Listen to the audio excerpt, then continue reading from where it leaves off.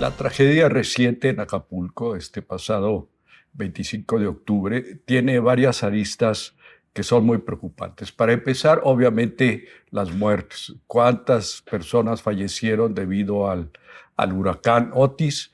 Bueno, pues todavía no se sabe a ciencia cierta porque el gobierno, de manera un tanto tramposa, divide en dos, a los que ya murieron, que se sabe que ya murieron, y a los desaparecidos. Pero probablemente sean más de 100 personas al menos. El segundo aspecto es el sufrimiento humano de la gente, los habitantes de Acapulco y de los municipios aledaños, pues que están sufriendo y que van a sufrir mucho por meses, si no es que por años. ¿Por qué?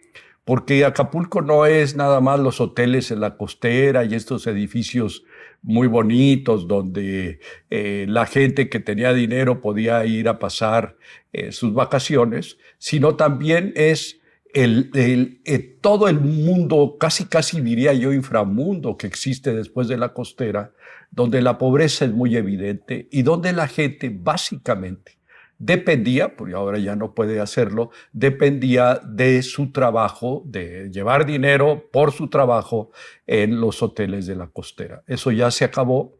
¿Qué va a pasar con estas personas? Hay gente que estima que son más de 100,000 personas en términos directos. El Acapulco se estima que tiene alrededor de unos 800, 900,000 habitantes, pero en términos indirectos, básicamente toda la gente que vive a los alrededores de la costera, pues va a sufrir y va a sufrir mucho por un buen rato, porque no va a tener trabajo. Se estima, esta asociación patronal mexicana, la Coparmex, estima que quizás sea la que tenga mejores datos, que va a costar la reconstrucción alrededor de 300,000 millones de pesos. Es una cantidad bastante considerable que casi llega al 1% del PIB. Ahora, cuando digo considerable, estoy hablando en términos de dinero, pero para los sueños, por ejemplo, del presidente de la República, pues a lo mejor no es tan considerable. Para darles una idea, el presidente echó al cesto de la basura más de 300,000 millones de pesos cuando canceló el aeropuerto de Texcoco. En el caso de la refinería de Dos Bocas, fácilmente se ha excedido ya ese monto en la construcción de esa refinería que vayan ustedes a saber cuándo va a dar gasolina. Entonces todo depende, todo se debe poner en términos relativos. Pero lo que sí es muy importante señalar es lo que ya hemos hecho en esta videocolumna y mucha otra gente lo ha hecho. Este asunto de extinguir los fideicomisos a diestra y siniestra por parte del presidente de la República desde el inicio de su sexenio y de donde ciertamente ha obtenido probablemente más de 100,000 millones de pesos, porque una vez que se extinguen los fideicomisos, se sacan de su panza, digamos, el patrimonio que había en cada uno de ellos. Pues este asunto se hizo de manera un tanto irracional y en particular se acabó con el Fonden.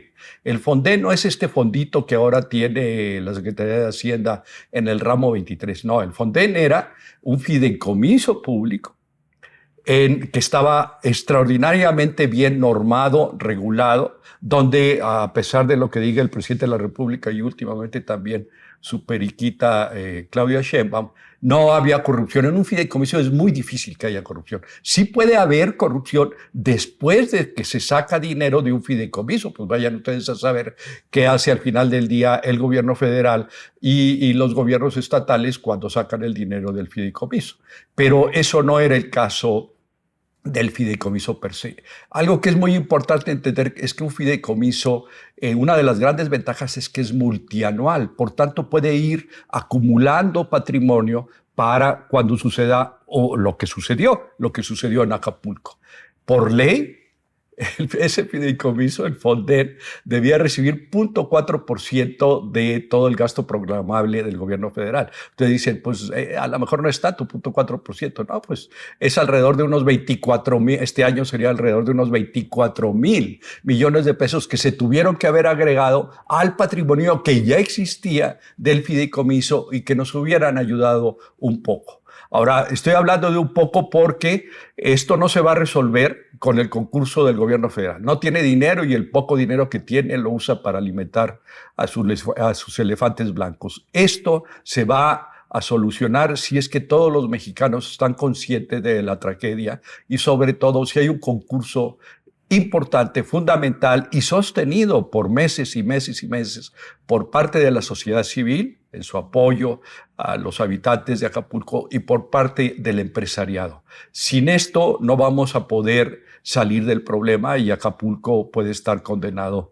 a la ruina por un buen rato. Ahora, si uno quiere ser optimista, y yo soy optimista al final del día, a lo mejor este momento, esta tragedia nos presenta a todos una gran oportunidad, no al gobierno, porque pues el gobierno ya sabemos cómo se comporta, sino a todos los demás, a todos los mexicanos. Se puede pensar, por ejemplo, en una reconstrucción sustentable, inteligente, moderna, de todos los hoteles que había en la costera de Acapulco, pero también se puede pensar en viviendas más dignas para los acapulqueños, viviendas mejor pensadas, más inteligentes, más eficientes para los habitantes de ese estado, un estado pobre, muy pobre en cierta medida en términos relativos, pero muy querido, creo yo, por todo el resto de los mexicanos.